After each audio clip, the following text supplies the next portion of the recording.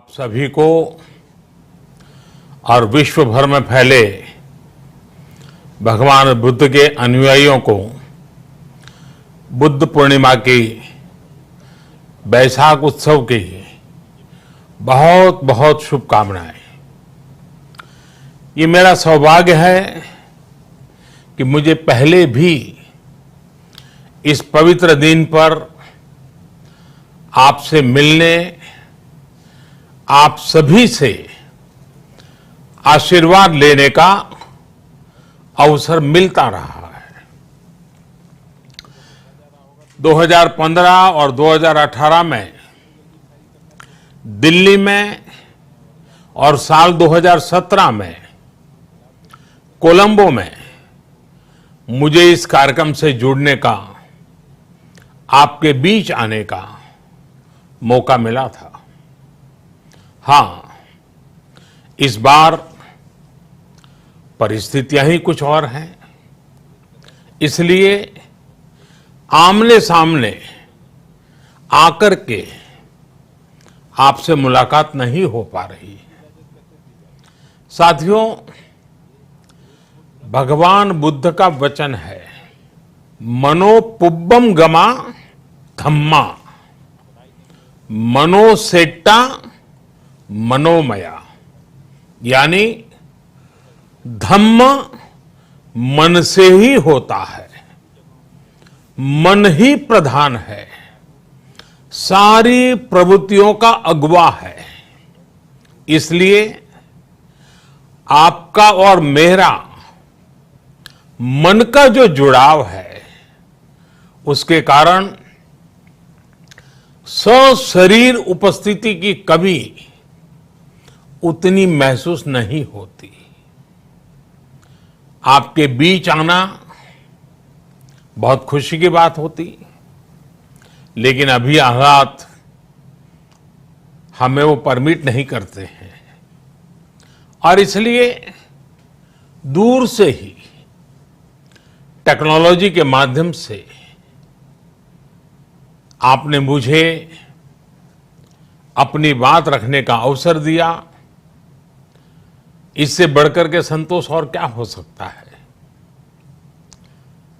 साथियों, लॉकडाउन की इस विकट परिस्थितियों में भी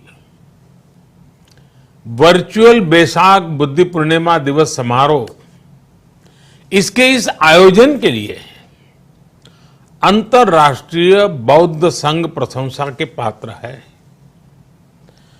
आपके इस अभिनव प्रयास के कारण ही इस आयोजन में विश्व भर के लाखों अनुयायी एक दूसरे के साथ जुड़ रहे हैं। लुम्बिनी, बोधगया, सारनाथ और कुशीनगर के अलावा श्रीलंका के श्री अनुराधापुर स्तूप और वासुदेवा मंदिर में हो रहे समारोहों का इस तरह एकीकरण कितनी अद्भुत कल्पना है, कितना सुंदर दृश्य है। हर जगह हो रहे पूजा कार्यक्रमों का ऑनलाइन प्रसारण होना अपने आप में अद्भुत अनुभव है। आपने इस समारोह को कोरोना वैश्विक महामारी से मुकाबला कर रहे पूरी दुनिया के हेल्थ वर्कर्स और दूसरे सेवा कर्मियों के लिए प्रार्थना सप्ताह के रूप में मनाने का संकल्प लिया है। करुणा से भरी आपकी इस पहल के लिए मैं आपकी सराहना करता हूं। मुझे पूरा विश्वास है कि ऐसे ही संगठित प्रयासों से हम मानवता को इस मुश्किल चुनौती से बाहर निकाल पाएंगे, लोगों की परेशानियों को कम कर पाएंगे। साथियों, प्रत्येक जीवन की मुश्किल को दूर करने के संदेश और संकल्प ने भारत की सभ्यता को, संस्कृति को हमेशा दिशा दिखाई है। भगवान बुद्ध ने भारत की संस्कृति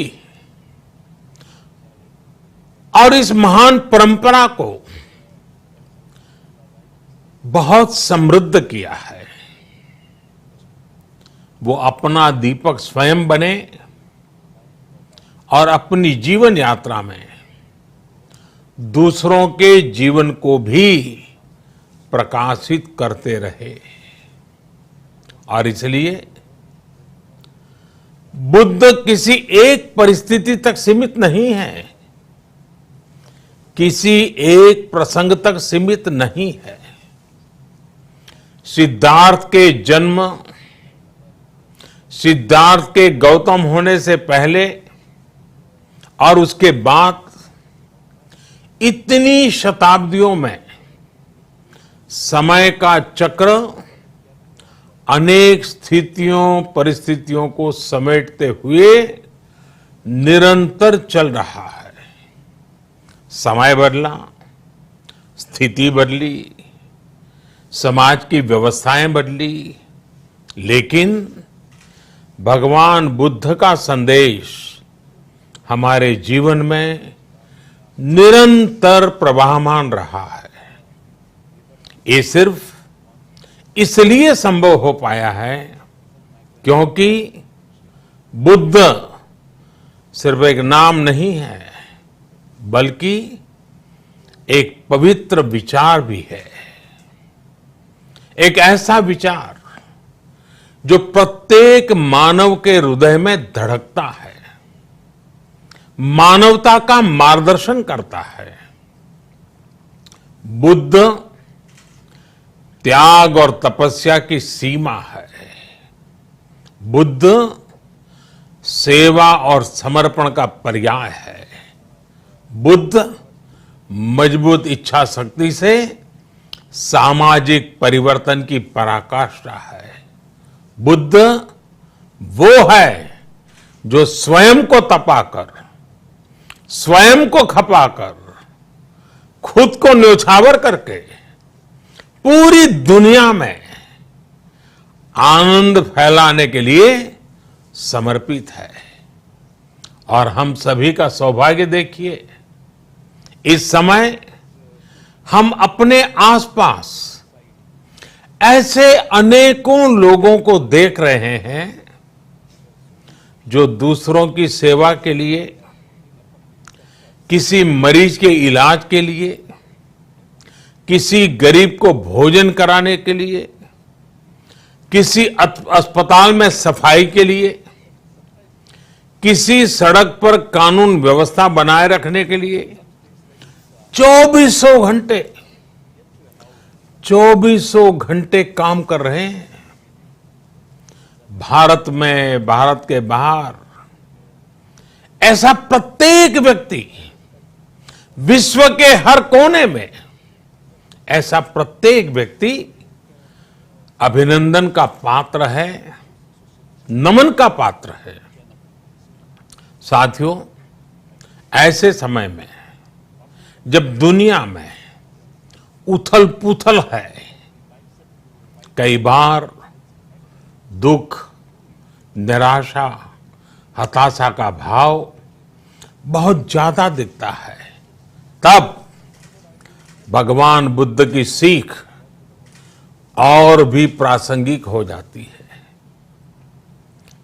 भगवान बुद्ध कहते थे कि मानव को निरंतर ये प्रयास करना चाहिए कि वो कठिन स्थितियों पर विजय प्राप्त करे, उनसे बाहर निकले।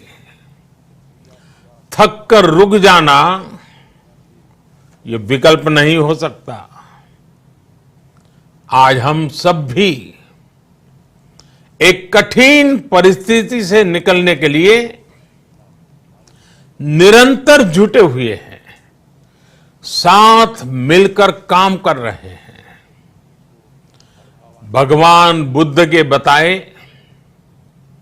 4 सत्य, यानी दया, करुणा, सुख दुख के प्रति समभाव और जो जैसा है उसको उसी रूप में स्वीकारना, ये सत्य निरंतर भारत भूमि की प्रेरणा बने हुए है।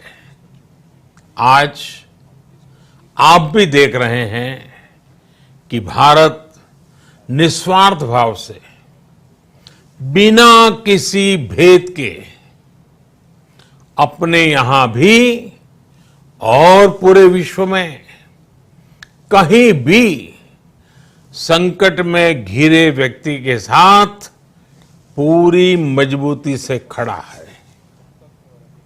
लाभ हानि, समर्थ असमर्थ से अलग हमारे लिए संकट की ये घड़ी सहायता करने की है। जितना संभव हो मदद का हाथ आगे बढ़ाने की है। यही कारण है कि विश्व के अनेक देशों ने भारत को इस मुश्किल समय में याद किया और भारत ने भी हर जरूरतमंद तक पहुंचने में कोई कसर नहीं छोड़ी है। भारत आज प्रत्येक भारतवासी का जीवन बचाने के लिए हर संभव प्रयास तो कर ही रहा है, अपने वैश्विक दायित्वों का भी उतनी ही गंभीरता से पालन कर रहा है। साथियों, भगवान बुद्ध का एक एक वचन, एक एक उपदेश मानवता की सेवा में भारत की प्रतिबद्धता को मजबूत करता है। बुद्ध भारत के बोध और भारत के आत्मबोध दोनों का प्रतीक है। इसी आत्मबोध के साथ भारत निरंतर पूरी मानवता के लिए, पूरे विश्व के हित में काम कर रहा है और करता रहेगा। भारत की प्रगति हमेशा विश्व की प्रगति में सहायक होगी। साथियों, हमारी सफलता के पैमाने और लक्ष्य दोनों समय के साथ बदलते रहते हैं, लेकिन जो बात हमें हमेशा ध्यान रखनी है वो ये कि हमारा काम निरंतर सेवा भाव से ही होना चाहिए। जब दूसरे के लिए करुणा हो, संवेदना हो और सेवा का भाव हो, तो ये भावनाएं हमें इतना मजबूत कर देती हैं कि बड़ी से बड़ी चुनौती से आप पार पा सकते हैं। सुप्पबुद्धम पबुज्जन्ति सदा गौतम सावका, यानी जो दिन रात हर समय मानवता की सेवा में जुटे रहते हैं वही बुद्ध के सच्चे अनुयायी हैं। यही भाव हमारे जीवन को प्रकाशमान करता रहे, गतिमान करता रहे। इसी कामना के साथ आप सभी का बहुत बहुत आभार। इस मुश्किल परिस्थिति में आप अपना, अपने परिवार का, जिस भी देश में आप हैं वहां का ध्यान रखें, अपनी रक्षा करें और यथासंभव दूसरों की भी मदद करें। सबका स्वास्थ्य उत्तम रहे, इसी मंगल कामना के साथ मैं मेरी वाणी को विराम देता हूं। धन्यवाद। सर्वमंगलम।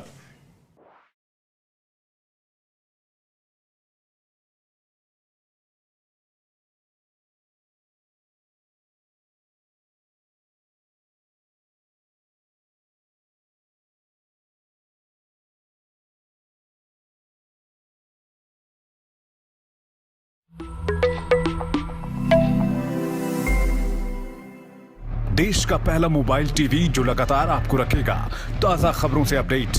घर से दूर हो या दफ्तर से बाहर, आप कहीं भी हो, खबर छूटेगी नहीं। हर मिनट में ताजा हेडलाइंस के साथ राजनीति, खेल, मनोरंजन, लाइफस्टाइल और तमाम दुनिया भर की खबरें।